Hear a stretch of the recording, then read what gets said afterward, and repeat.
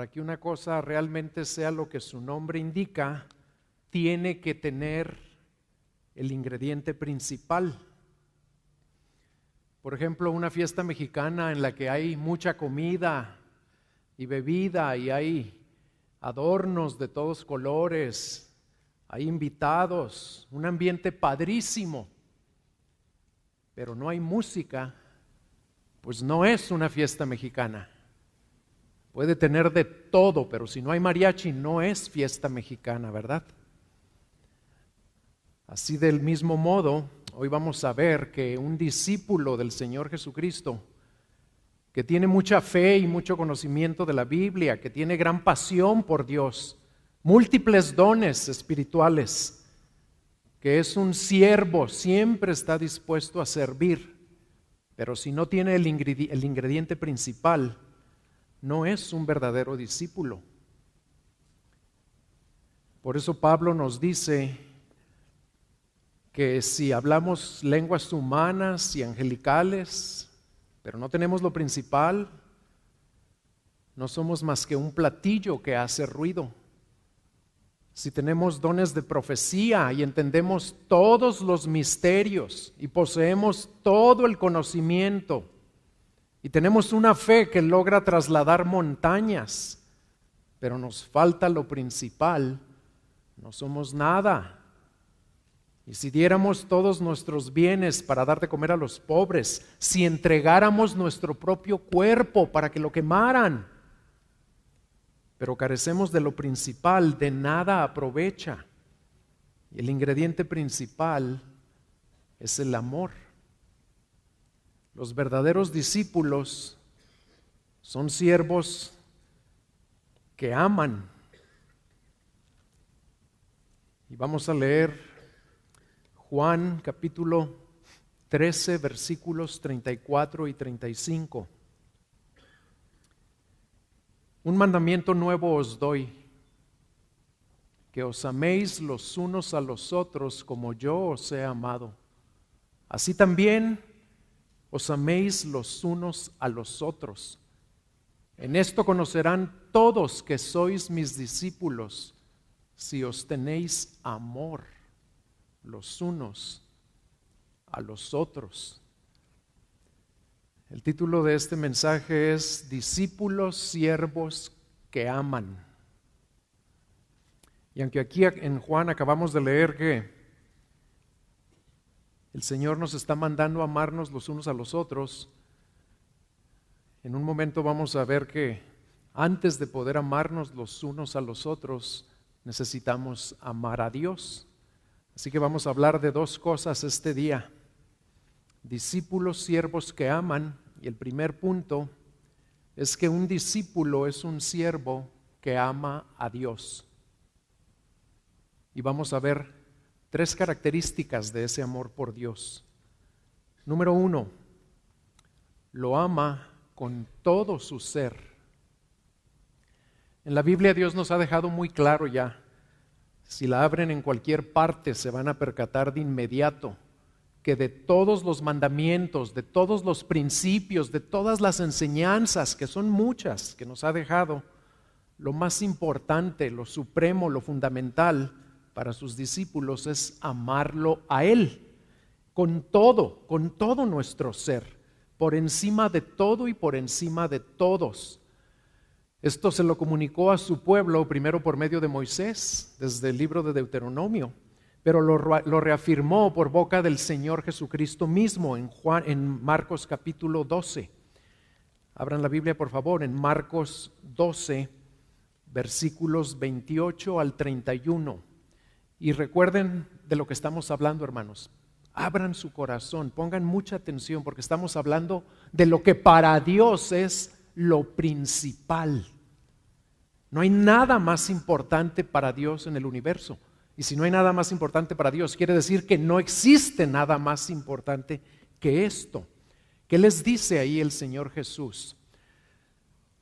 En el versículo 28 de Marcos 12, dice que cuando uno de los escribas se acercó al Señor y oyó que estaba discutiendo con los escribas, reconoció que les había contestado bien y le preguntó: ¿cuál mandamiento es el más importante de todos?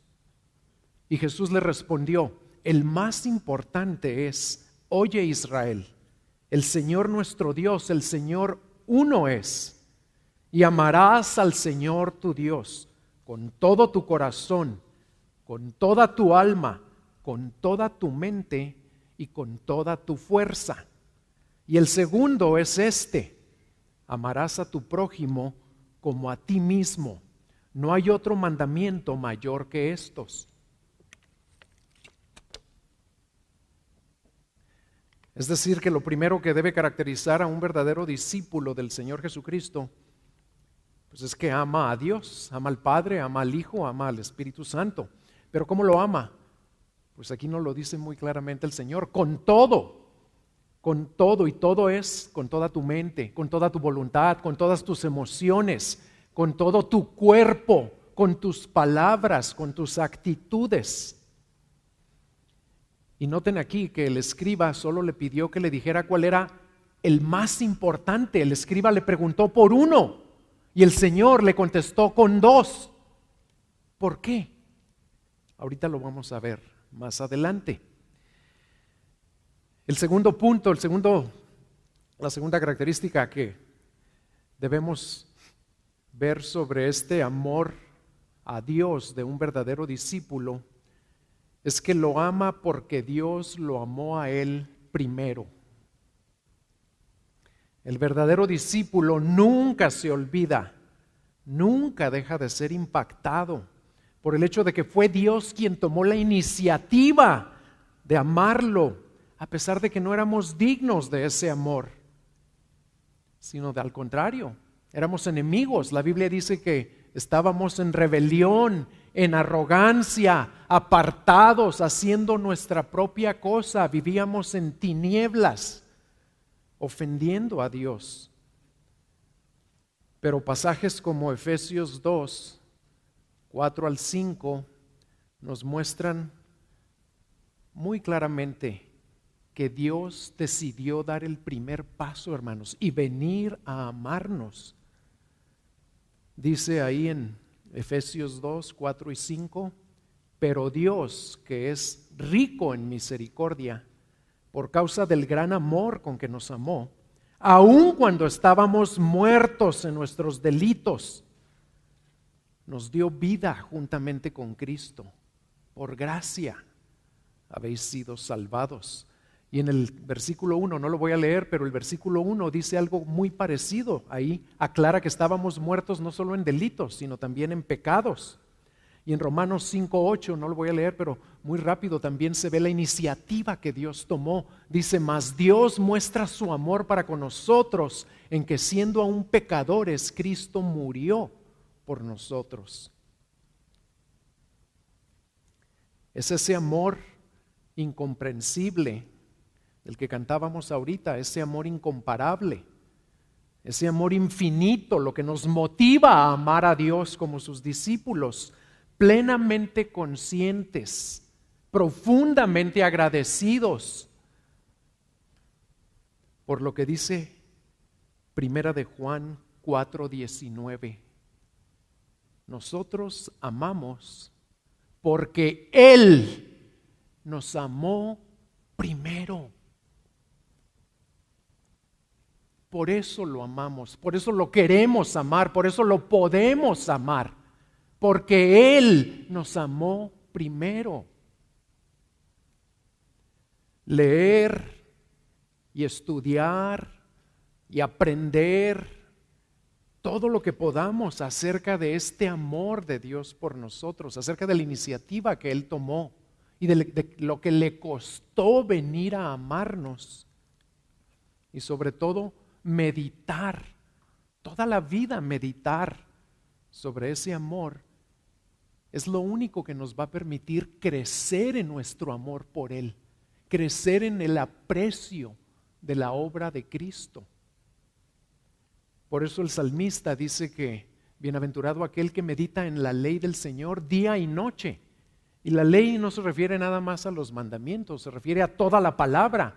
Bienaventurado es aquel que medita en estas verdades todo el día. que no se le olvidan nunca. Si ustedes hablaran con una persona que fue secuestrada, y lo digo con todo respeto porque aquí hay personas que fueron secuestradas, y si les preguntaran si algún día en su vida han olvidado lo que vivieron, ¿saben qué les dirían? Que jamás lo van a olvidar.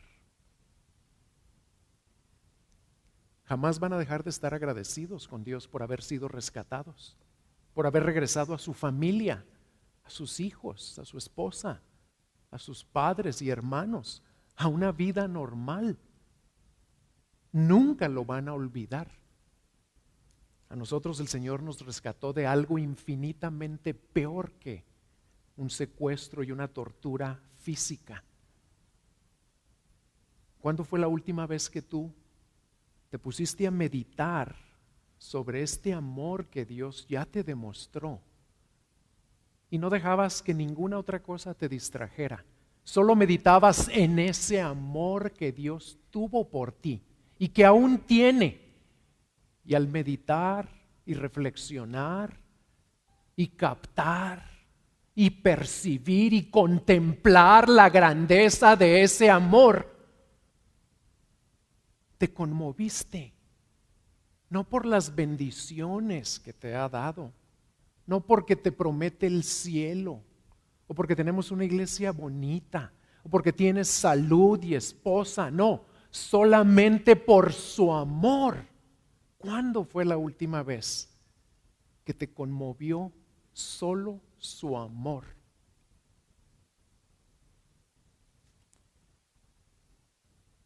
Y la tercera cosa que debemos saber como discípulos que aman a Dios es que un discípulo demuestra ese amor a Dios a través de su obediencia a sus mandamientos.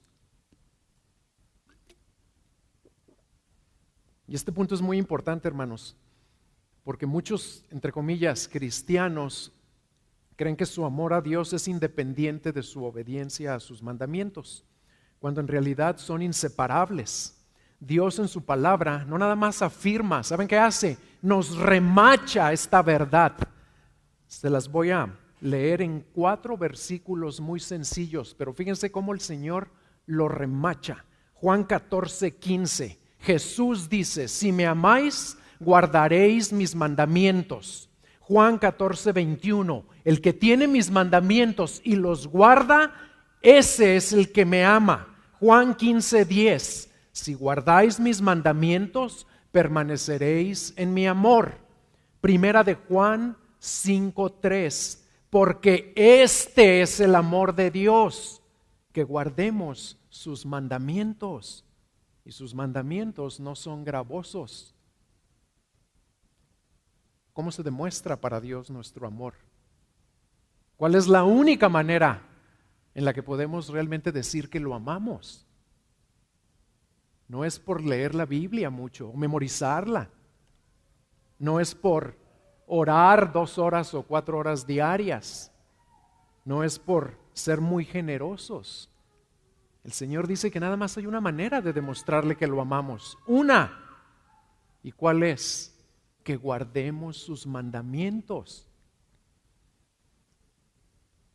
Si alguien piensa, si alguien cree y dice que ama a Dios, pero no guarda sus mandamientos, pues está engañado, está totalmente engañado. Y yo sé que ninguno de nosotros obedecemos todos sus mandamientos a la perfección, hermanos, pero aquí no se trata de abrumarnos con la culpa o la condenación, porque hay mandamientos que hemos intentado guardarlos y no podemos todavía, pero lo deseamos, lo anhelamos, y el Señor ve la intención de nuestro corazón. Y no tenemos que afanarnos por pensar, ay, pero hay tantos que no guardo. No, el Señor los resumió todos en 2, con que nos preocupemos por 2. Él dice que con eso los guardamos todos. ¿Y saben cuáles son esos 2? Amar a Dios con todo nuestro ser y a nuestro prójimo como a nosotros mismos. si anhelamos guardar estos dos, si clamamos por más de su gracia y dependemos de esa gracia para guardarlos, estaremos guardando al mismo tiempo todos los demás, porque en Mateo 22:40 Dios nos dice que de estos dos mandamientos depende toda la ley y los profetas. Y el punto que nos debe quedar muy claro aquí es que no podemos ser discípulos de Cristo sin amar a Dios. Y no podemos amar a Dios sin tener un corazón que anhela, que tiene hambre, que tiene una ilusión y un deseo intenso de obedecerlo siempre, de hacer su voluntad, de agradarle a Él, cueste lo que cueste, y que vive suplicando por más de su gracia para poder hacerlo. Si tú y yo vivimos así,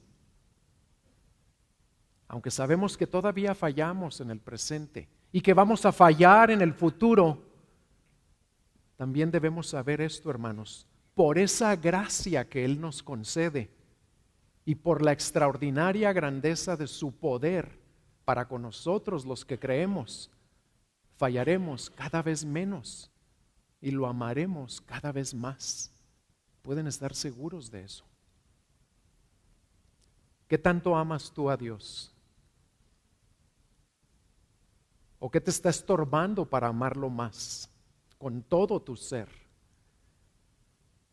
¿Y cuál es tu verdadera motivación para amarlo? ¿Por qué lo quieres amar, si es que lo amas? O te la voy a poner de otra manera, y es la misma pregunta, pero ahora usando lo que acabamos de aprender aquí o de leer. ¿Qué tanto anhelas guardar sus mandamientos? Eso es exactamente igual que preguntarte ¿qué tanto lo amas? ¿Deseas guardarlos todos por igual? ¿Y por qué deseas guardarlos? Punto número 2. Un discípulo es un siervo que ama a su prójimo. Y también vamos a ver 3 cosas de ese amor al prójimo. Número 1, lo ama porque ese amor es inseparable de su amor por Dios. Ya vimos que el amor a Dios es inseparable de guardar sus mandamientos. Y también debemos grabarnos para siempre, hermanos, en lo más profundo de nuestro ser, que el amar a Dios está íntima e indisolublemente ligado o unido a amar al prójimo. No se puede amar a Dios sin amar al prójimo. Así como no puede haber verano sin calor, al menos aquí en Juárez, ¿verdad? Así un verdadero discípulo sabe que no puede amar a Dios sin amar a su prójimo.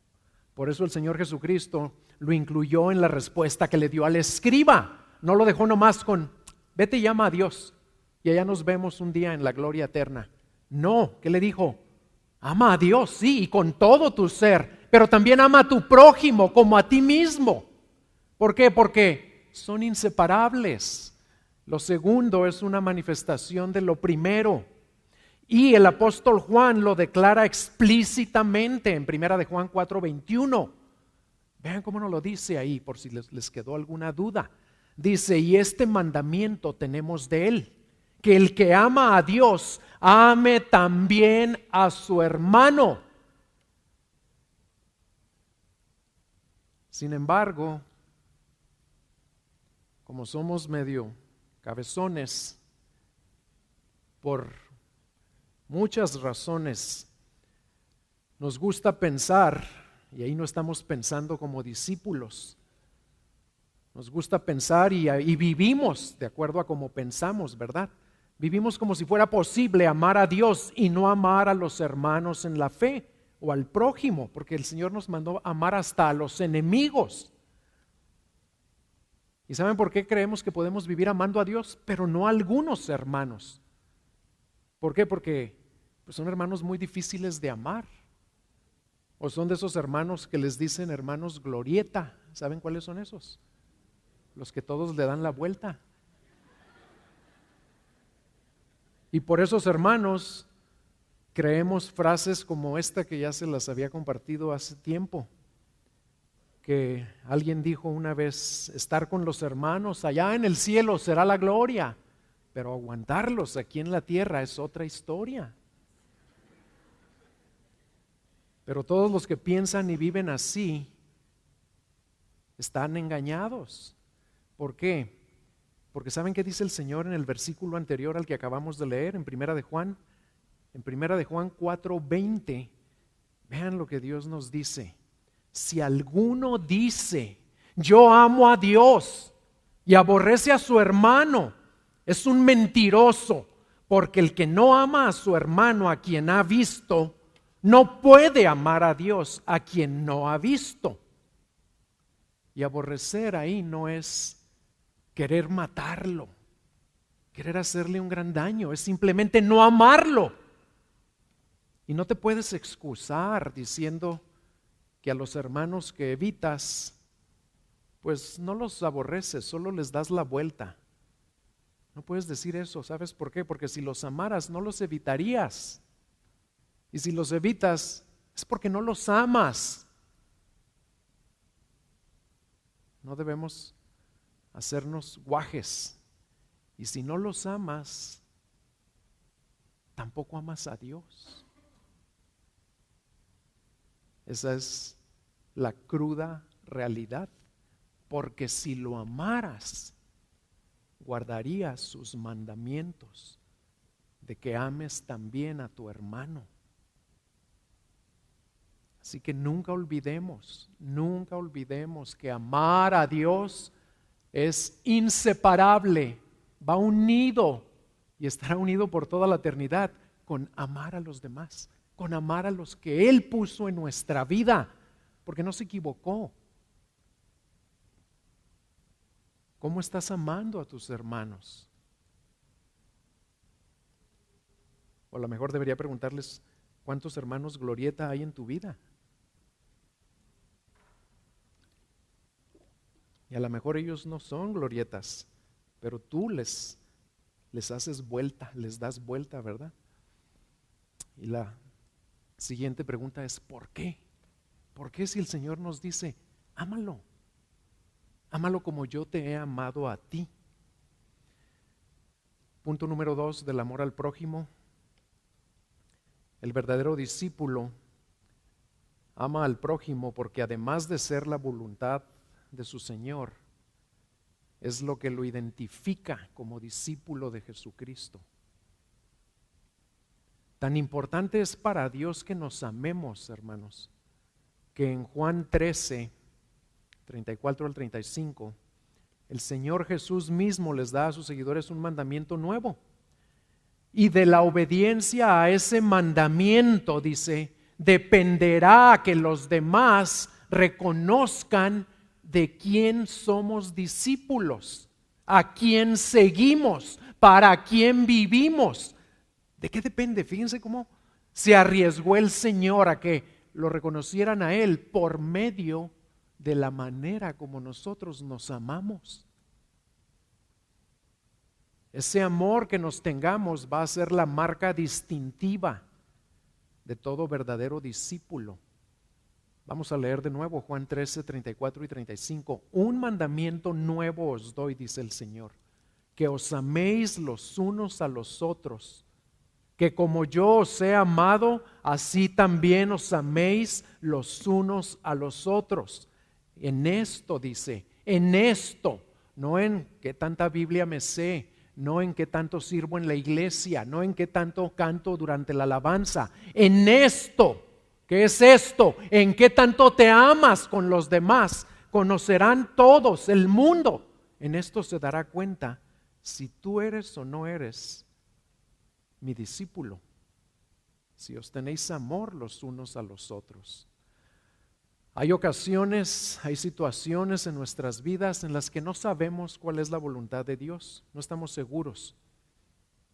Pero hay otras áreas en las que por medio de su palabra Él ya nos dejó muy claro cuál es su voluntad. Siempre que vean un mandamiento del Señor, en el área que sea, esa es su voluntad. Los mandamientos no son para pensarlos, para estudiarlos, a ver si es para mí o no es, o a ver qué tanto es para mí. Los mandamientos son para obedecerlos, punto. Esa es la voluntad de Dios. Así que nunca pierdan el sueño, nunca se coman las uñas, nunca pierdan el tiempo preguntándose cuál será la voluntad de Dios sobre algo que ya nos dejó muy claro en su palabra. Y en cuanto a nuestro trato y relaciones con nuestros hermanos, como si el Señor supiera que somos duros de cabeza y de corazón y que se nos iba a olvidar muy fácilmente. 3 veces en ese pasaje, 3 veces nos repite: ámense los unos a los otros. Que se amen los unos a los otros. Que como yo los he amado, vayan ustedes y ámense así, los unos a los otros. 3 veces. Si alguno de ustedes se acerca conmigo, y yo creo que si yo se los hago también reaccionarían igual.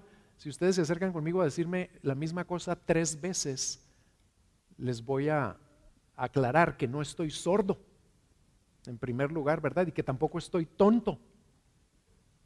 Porque no nos saludamos: ¿cómo estás? ¿Cómo estás? ¿Cómo estás? Oye, ¿a dónde fuiste ayer? ¿A dónde fuiste ayer? ¿A dónde fuiste ayer? Oye, qué bonita camisa, qué bonita camisa, qué bonita camisa.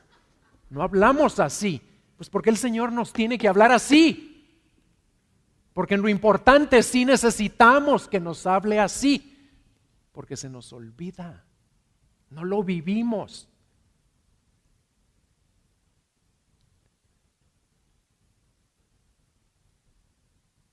Así que es muy claro que nos está comunicando su voluntad. Ámense los unos a los otros. Y le debemos dar prioridad a esto más que a aprendernos la Biblia, que también es importante, más que a orar, que también es importante, más que a ir a la iglesia, que participar en el grupo de casa, que servir en algún ministerio. Todo es importante, pero nada se compara con amarnos los unos a los otros. Y el Señor también menciona que este mandamiento que nos está dando es nuevo. ¿Y saben por qué dice que es nuevo? No porque no lo haya mencionado anteriormente, porque ya se lo había dado al pueblo de Israel por medio de Moisés en Levítico 19.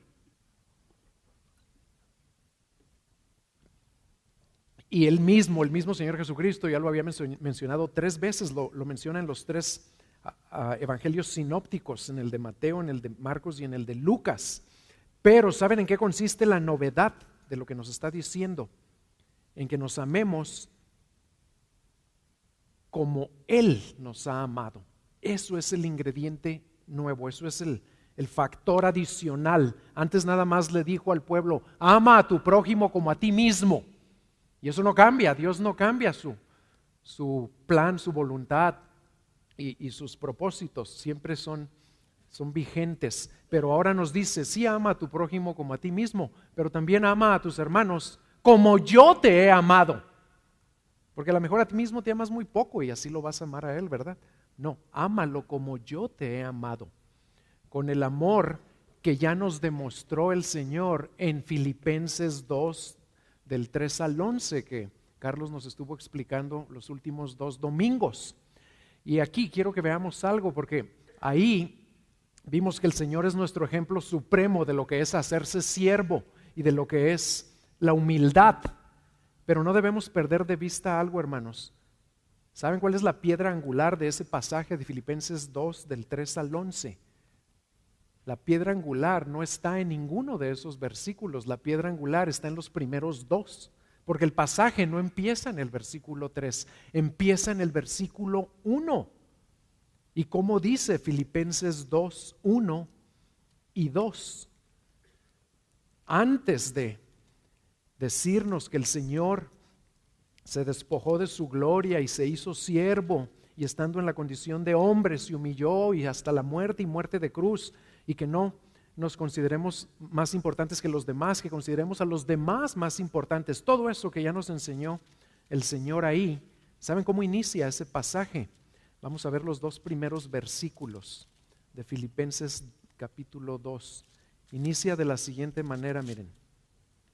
Por tanto, si hay algún estímulo en Cristo, si hay algún consuelo de amor, si hay alguna comunión del Espíritu, si algún afecto y compasión, haced completo mi gozo, siendo del mismo sentir, conservando el mismo amor, unidos en espíritu, dedicados a un mismo propósito. ¿Cuál fue la palabra que se repitió en los dos versículos? Amor. Si hay algún consuelo de amor, ¿de parte de quién? Pues de Cristo, claro. ¿Por qué? Porque con eso empieza. Si hay algún estímulo en Cristo y si algún consuelo en el amor de Cristo, y luego en el versículo 2, conserven ese mismo amor. Y ya empieza con todo lo demás, de que nada hagan por egoísmo, por vanagloria, etcétera, etcétera, etcétera. La clave es el amor. Todo lo que Dios nos enseñe, todo lo que nos pueda impresionar, la sabiduría más profunda, las enseñanzas más hermosas, los milagros más grandes, todo lo que veamos en la Biblia que nos impresione, ¿saben qué va a tener de fundamento? ¿Saben qué va a tener en el fondo? Amor. Por eso es lo más importante, el amor. Y punto número 3 del amor al prójimo: un verdadero discípulo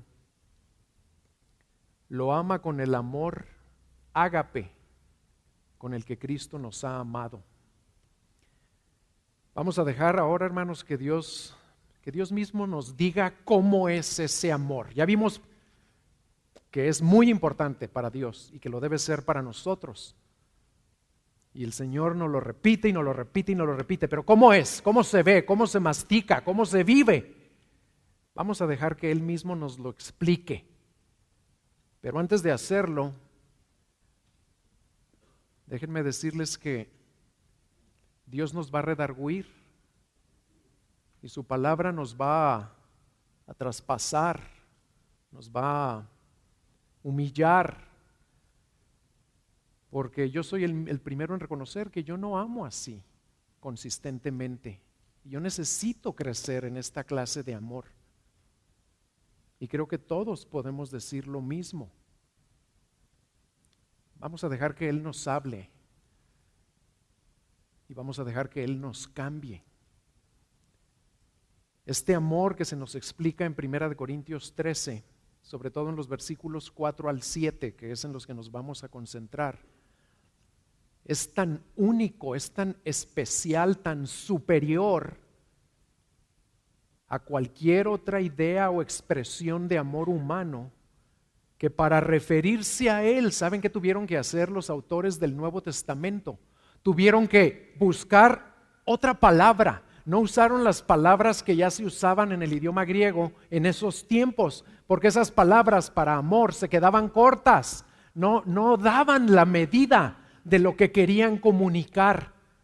Tuvieron que buscar una palabra que casi no se usaba para que se dieran cuenta que no era el amor común y corriente, el amor entre hermanos, el amor entre esposos, el amor entre amigos. No, Dios quiso cerciorarse de que lo que nos iba a comunicar era algo superior, algo mejor. Y esa palabra que usaron es ágape. Es un amor que procede de un Dios de amor para quienes éramos totalmente indignos de recibirlo. Es un amor que brota de la naturaleza del que ama, más que de algún mérito en el amado. Capten eso, hermanos. Es un amor que brota de la naturaleza del que ama, que fue Él primero, más que de algún mérito en el amado, que somos nosotros. Este es el amor que el Señor Jesucristo dice debe caracterizar y gobernar a su pueblo, a la comunidad de creyentes. si es que vamos a ser reconocidos como sus discípulos y si es que Él va a ser reconocido como el Hijo de Dios, el Salvador del mundo. Primera de Corintios 13, versículos 4 al 7. Pongan atención. El amor es paciente, es bondadoso. El amor no tiene envidia. El amor no es jactancioso, no es arrogante, no se porta indecorosamente, no busca lo suyo, no se irrita, no toma en cuenta el mal recibido, no se regocija de la injusticia, sino que se alegra con la verdad. Todo lo sufre, todo lo cree, todo lo espera y todo lo soporta. Antes de explicar estas características, quisiera que notaran lo siguiente. En primer lugar, el Espíritu Santo guió a Pablo a usar únicamente verbos para describir este amor, no sustantivos, como dice la canción, y no sentimientos. Recuerden eso. Este amor no es emoción o sentimientos, ni siquiera es un sustantivo, son puros verbos. Ahorita lo vamos a ver. Son acciones que debemos hacer o no hacer, y en segundo lugar, son verbos en tiempo presente continuo. Les voy a explicar qué es eso, porque en español no existe. Por ejemplo, cuando el Señor les dijo a sus discípulos, pidan y se les dará, toquen y se les abrirá, busquen y hallarán. ¿Saben qué es el verbo presente continuo? El Señor les estaba diciendo, pidan y sigan pidiendo y se les dará. Toquen y sigan tocando y se les abrirá. Busquen y sigan buscando y hallarán. Bueno, todos estos verbos son exactamente así. Dios nos dice que es el amor, y cuando dice el amor tiene paciencia, por ejemplo, es paciente, pero en realidad tiene paciencia, quiere decir que tiene y sigue teniendo paciencia. ¿Cuándo o cuánto tiempo? Siempre. Y de una manera curiosa, porque ni yo lo había notado ahora que me puse a estudiarlo más a fondo, resulta que son 13 verbos, exactamente 13 en el capítulo 13. Bueno, vamos a ver qué son, cómo se viven, cómo se ponen en práctica. Y los voy a ver en grupitos. Vamos a ver primero que el amor tiene paciencia y tiene bondad. Es paciente y es bondadoso, pero recuerden, son verbos. Aquí el amor, al ser paciente, al tener paciencia, se refiere a que mantiene el control y la serenidad por largo tiempo. Tiene la mecha muy larga, sin importar cómo lo traten los demás. A eso se refiere. De hecho, un teólogo lo tradujo como que el que ama tiene un corazón sotototototote. De ahí viene la palabra longanimidad. Longanimidad es alma larga, alma longa. ¿Se acuerdan cuando decíamos longo? Ya no se usa tanto, bueno, pero de ahí viene. El que ama tiene el corazón muy grande y por eso mantiene la compostura, mantiene la calma, mantiene la serenidad. No importa cómo lo traten. Y en segundo lugar, cuando dice que es bondadoso, se refiere a que busca cómo bendecir a los demás de una manera activa, realiza acciones en beneficio de los demás. ¿Y saben qué nos recuerdan estas dos primeras frases del amor? Pues nos representan las dos caras del amor divino hacia nosotros. ¿Cómo nos amó Dios? Pues primero con infinita paciencia. ¿Por qué? Porque cuántas veces lo ofendimos, cuántos años y en algunos casos décadas lo estuvimos ofendiendo y Él no nos condenó, no nos mandó un rayo, no nos permitió morir e irnos a la al infierno y al tormento y a la ira eterna. ¿Cuántas veces nos tuvo paciencia y cuánta paciencia nos tuvo? Así es el amor de Dios para con nosotros. Y también fue bondadoso. ¿Por qué? Porque no nada más nos tuvo esa paciencia, sino que nos envió a su Hijo a realizar una acción crucial en beneficio nuestro. De hecho, a realizar la acción más grandiosa que jamás se pueda llevar a cabo a nuestro favor. Vino a morir en una cruz y a pagar lo que nosotros no podíamos pagar. Así empieza Pablo diciéndonos cómo es ese amor. Y luego, los siguientes tres: el amor no tiene envidia, no es jactancioso y no es arrogante. Otra manera de aprendérselo más fácil es con tres osos. El amor no es envidioso, no es jactancioso y no es orgulloso. Acuérdense de eso. ¿Qué significa? Primero, que no tiene envidia. El amor no permite rivalidades con nadie. No entra en competencia por nada.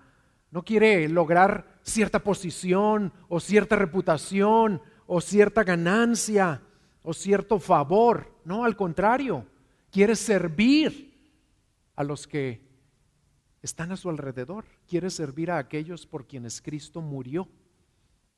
De hecho, quiere más el bienestar de ellos que lograr lo que su corazón desea. Eso es no tener envidia.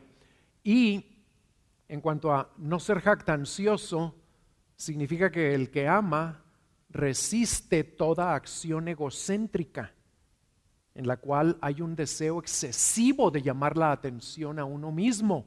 El que ama no anda de presumido, en otras palabras. El que ama no se viste de pavo real nunca. No tiene ese tipo de cola. ¿Por qué? Pues porque no quiere llamar la atención a sí mismo. ¿A quién quiere llamar la atención? ¿A quién quiere dirigir la atención? Al Señor.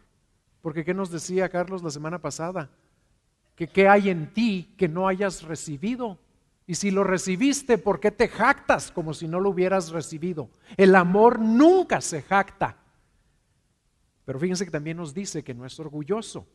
Y como que uno pensaría, pues con que hubiera dicho que no se jacte ya es suficiente. No. ¿Saben por qué no es suficiente? Porque hay personas que no se jactan, pero sí son orgullosas. Porque acá adentro traen el orgullo. Aunque sean calmaditas y no dicen nada y agachaditas, pero adentro algunos de ellos se creen superiores a los demás. Y eso es orgullo. Por eso nos dice, el que ama no se jacta, pero tampoco se infla acá adentro. Tampoco se cree superior. No se puede presumir y amar a la vez.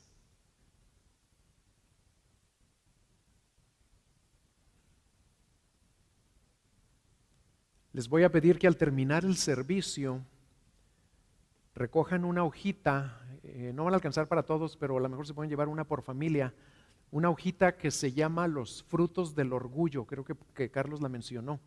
Y está muy interesante porque nos va a ayudar a complementar el mensaje de la semana pasada. Y aquí lo menciona también Pablo, el amor no es orgulloso. Entonces, para que veamos de cuántas maneras se puede manifestar nuestro orgullo, recojan ahí en la mesa de administración al terminar una hojita que se llama Los frutos del orgullo. Y se van a sorprender de la manera en la que podemos llegar a ser orgullosos y sin darnos cuenta. Es increíble, pero Dios da gracia para resistir ese orgullo. Los siguientes dos: el amor no se porta indecorosamente y no busca lo suyo. Aquí se refiere a que el que ama no hace nada que pudiera ser vergonzoso o deshonroso para el hermano o para el prójimo. Y el amor no busca primero su propio bien, no es egoísta, sino el bien de los demás, que es la más plena expresión del amor cristiano. El amor no está gobernado por la ganancia personal, por la justificación, por la reputación personal. El amor busca el bien del otro, aun si es un enemigo, como lo hizo nuestro Señor. Dos más. El amor no se irrita y no toma en cuenta el mal recibido. Lo primero, no se irrita, significa que el que ama, fíjense nada más, el que ama no se enoja fácilmente. Cuando leí eso, me llegó muy hondo porque me di cuenta que no amo como Dios quiere que ame y que me enojo fácilmente hasta con las personas que más amo o que digo que más amo, con mi esposa, con mi hija, con mis hermanos. Porque yo creía que no enojarse era no agarrar cosas y tirarlas y no darle patadas al perro y no quebrar las cosas, etcétera, y no gritar. Y yo por lo general no hago eso. Pero puedo estar enojado acá adentro. Y el amor no se enoja fácilmente. Eso es otra manifestación de la paciencia que ya mencionamos. El amor es paciente, porque también alguien puede ser paciente por fuera, pero estar enojado por dentro. Esa persona no ama. Si ama, va a estar paciente, va a tener paciencia, pero también va a estar calmado, no enojado por dentro, tranquilo. Y el amor no toma en cuenta el mal recibido. Se refiere a que el que ama no lleva un registro de las ofensas que otros le han hecho. No lleva cuentas y anota todo lo que le van haciendo o lo que van diciendo de él. Así como Dios dice, no lo lean, se los voy a leer rápido, 2 Corintios 5:19 dice, así como Dios estaba en Cristo reconciliando al mundo consigo mismo, no tomando en cuenta a los hombres sus transgresiones. Esa es la palabra. El amor no toma en cuenta, anotando, llevando un registro de lo que el otro me ha hecho mal. Nunca lleva ese registro.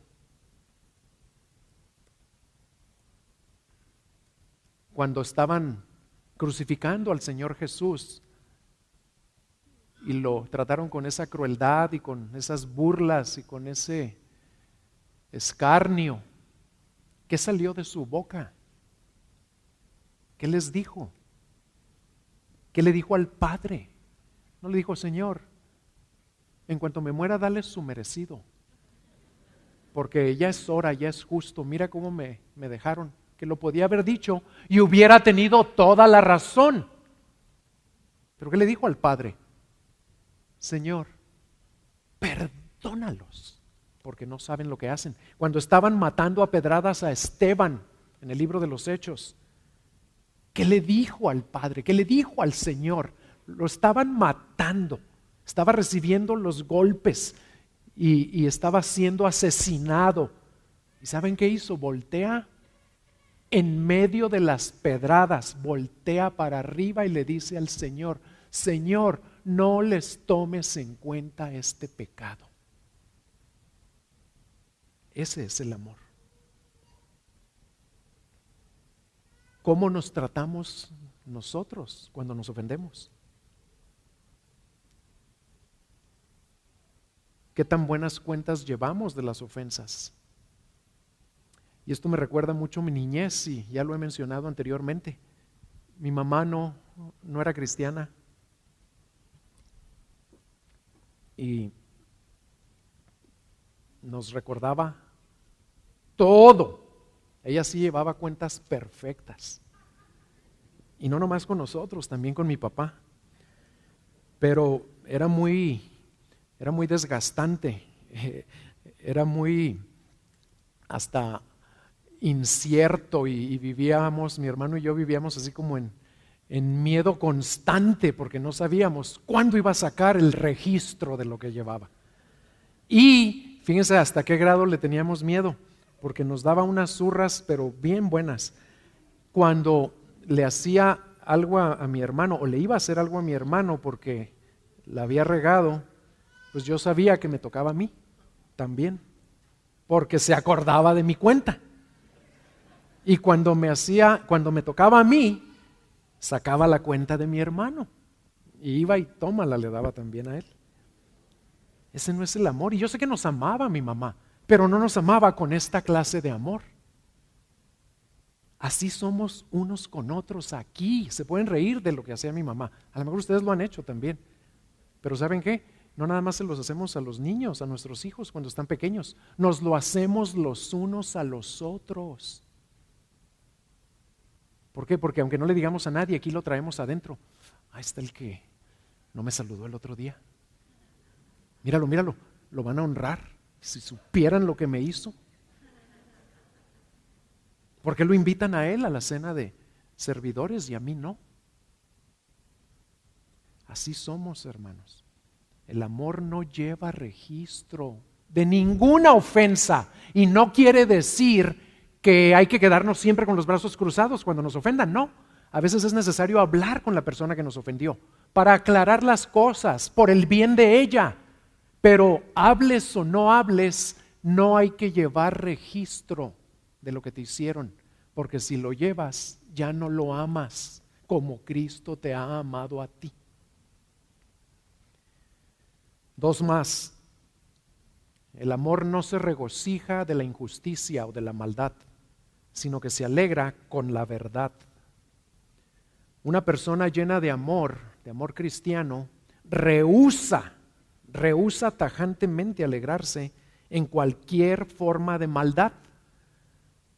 Y puede ser maldad ajena, como las guerras. Nosotros no las provocamos, ¿verdad? Pero no nos debemos nunca alegrar porque alguien está en guerra, porque están sufriendo, o por cualquier otra noticia que veamos en el periódico que es como resultado de alguna maldad. Nunca nos debe causar alegría el que le vaya mal a alguien o el que alguien haga mal. El amor repudia toda forma de maldad y le causa tristeza que se lleve a cabo. ¿Y saben cuál es la forma que más debemos repudiar de maldad? La forma más perniciosa en la que nos regocijamos a veces de la maldad, el chismear acerca de los pecados de otros. Eso es una forma de regocijarse de la maldad, el seguirlo repitiendo para que oren por él y comunicándoselo a alguien que no tiene ni vela en el entierro. Eso no es amor, hermanos. Eso es chisme. El amor se regocija con la verdad. ¿Quién es la verdad? Cristo. El amor se regocija cuando Cristo viene a la vida de una persona y cuando llega su amor, su perdón, su poder, su gracia. Cuando el Evangelio llega a las vidas de las personas que estaban perdidas, en eso sí se regocija el amor. ¿Cómo respondes tú a las noticias? ¿Cómo reaccionas a las noticias? Fíjense, están pasando cosas tan terribles aquí en nuestro querido México que creo que estamos perdiendo nuestra capacidad de asombro ante lo que ocurre, porque ya no puedo pensar en algo que no me hayan dicho o que yo haya leído en el periódico. Lo más terrible que se puedan imaginar ya ha salido en el periódico en los últimos años. Cosas que antes ni por aquí nos pasaban. No sé si leyeron hace como 2 meses en el periódico de unas personas, que Dios tenga misericordia de ellas, que para un ritual le sacaron los ojos a un niño vivo. ¿Cómo reaccionamos ante la maldad que nos rodea? Porque hay mucha maldad a nuestro alrededor. Y no nada más allá en Michoacán, que está pasando por una situación terrible, y Guerrero, y Tamaulipas o Tabasco. Esta semana, no sé si leyeron que asesinaron a una madre joven de 30 y tantos años, a su empleada doméstica la degollaron y a su bebita de 4 meses la asfixiaron. ¿Qué nos produce ese tipo de noticias? Es maldad. Debemos clamar para que la verdad del Evangelio llegue a esas personas.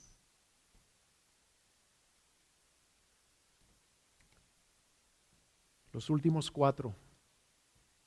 El amor todo lo sufre, todo lo cree, todo lo espera y todo lo soporta. Otra forma de expresar estos últimos 4 verbos sería la siguiente. La voy a leer varias veces para que la noten, porque se entiende mejor así. El amor siempre protege. El amor siempre confía o tiene fe. El amor siempre espera y el amor siempre persevera. El primero, el amor siempre protege, que es una mejor traducción que todo lo sufre. El primero significa que el amor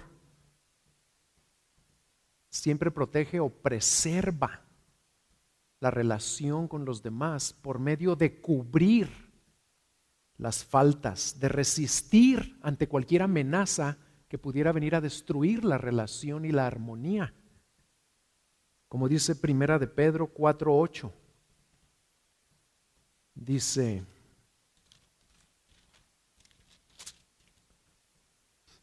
sobre todo, dice, sed fervientes en vuestro amor los unos por los otros, pues el amor cubre multitud de pecados. A eso se refiere que el amor siempre protege, siempre cubre. ¿Para qué es una cubierta? Para proteger que no venga la desarmonía, la contienda, el egoísmo, el odio, el rencor. El amor siempre cubre. Con amor cubre las faltas. Y si tomamos estos 4 en conjunto, vean de qué manera tan hermosa lo puso un teólogo. En primer lugar dice el amor, lo que nos están diciendo estos 4 verbos es que el amor lo aguanta todo, que no hay nada que el amor no pueda enfrentar. Y lo podemos resumir así: el amor posee una tenacidad en el presente, animada por una absoluta confianza en el futuro, que lo capacita para vivir bajo cualquier circunstancia y entregarse continuamente en beneficio de los demás. Lo voy a leer una vez más. Fíjense, como los 2 de en medio, todo lo cree, todo lo espera, o siempre tiene fe y siempre espera, se refieren un poco más al futuro, y los 2 de las orillas se refieren al presente. Este señor dice: el amor posee una tenacidad en el presente, animada o motivada por una absoluta confianza en el futuro, que lo capacita para vivir bajo cualquier circunstancia y entregarse continuamente en beneficio de los demás. En otras palabras, menos elegantes, el amor nunca se raja. Ya nos lo ha dicho Carlos muchas veces, ¿verdad? Ante nadie ni ante nada, pues siempre confía en Dios, siempre tiene su esperanza en Dios y por lo tanto siempre persevera por la gracia que Dios mismo nos concede.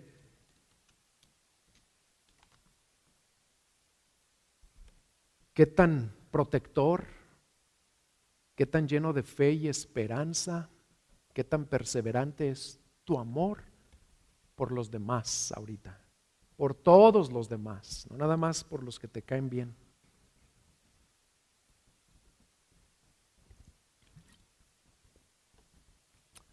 Vamos a terminar. Cuando Pablo nos dice en los primeros 3 versículos de 1 de Corintios 13, que si yo hablara lenguas humanas y angélicas, pero no tengo amor, que si entendiera todos los misterios, que si tuviera todo el conocimiento, que si tuviera toda la fe, que si diera todo para los pobres y aún mi cuerpo para ser quemado. ¿Saben qué nos está diciendo ahí? Nos está diciendo que ni el hablar las más bellas palabras, ni tener los mejores dones y todo el conocimiento, ni poseer la más grande fe, ni dar todo lo que tengo y sacrificar mi vida misma, servirá de nada si no tengo amor. Para Dios lo supremo, lo primordial, lo excelente es el amor, que el mundo reconozca que somos sus discípulos por la forma en la que nos amamos. Y hermanos, al escuchar un mensaje como este, al entender la importancia que Dios le da a nuestro amor por Él, pero también por los demás, y al darnos cuenta de que no lo estamos amando a Él ni a los demás como Él quiere, pues es muy fácil ceder a la tentación de desanimarnos, de rajarnos, de dejar de intentarlo. Pero eso sería llegar a la conclusión que Dios no quiere que llegues, porque sería no creerle a Dios. Y el amor siempre cree. Sería darse por vencido, rendirse, y el amor no se rinde nunca. Si tú ya eres un discípulo de Jesucristo y Él te manda a amar a tu prójimo como Él te amó, es porque Él mismo te va a dar la gracia para que lo puedas amar así. Pues Él no nos mandaría a hacer nada sin darnos también la capacidad para hacerlo. Así que no digas que no tienes amor, porque en Romanos 5:5 Dios nos dice que el amor de Dios ha sido derramado en nuestros corazones por medio del Espíritu Santo que nos fue dado. Y tampoco digas que tu pecado o tus temores, o como decía ahorita Roberto, tus dificultades, tus aflicciones, o el diablo, o el mundo, o el dolor, o las ofensas, o cualquier otra situación te ha apartado del amor de Dios. Porque en Romanos 8:38 y 39, Dios nos dice que ni la muerte, ni la vida, ni ángeles, ni principados, ni potestades, ni lo presente, ni lo porvenir, ni lo alto, ni lo profundo, ni ninguna otra cosa creada nos podrá separar del amor de Dios, que es en Cristo Jesús, Señor nuestro. Así que atrévete a creer que sí puedes amar como Cristo te ama y empieza a poner en práctica estos verbos del amor ágape con las personas que te rodean, aún con las más difíciles, para que todos sepan que en verdad eres un discípulo de Jesucristo. Pero para que lo sepan, y voy a parafrasear aquí Juan 13, para que todos sepan que eres un discípulo de Jesucristo por la paciencia que le tienes a los demás, por la bondad que practicas con los demás, porque no tienes envidia de los demás, porque no te jactas ante los demás, porque no llevas registro de ofensas, porque no te enojas fácilmente, etcétera, etcétera, etcétera.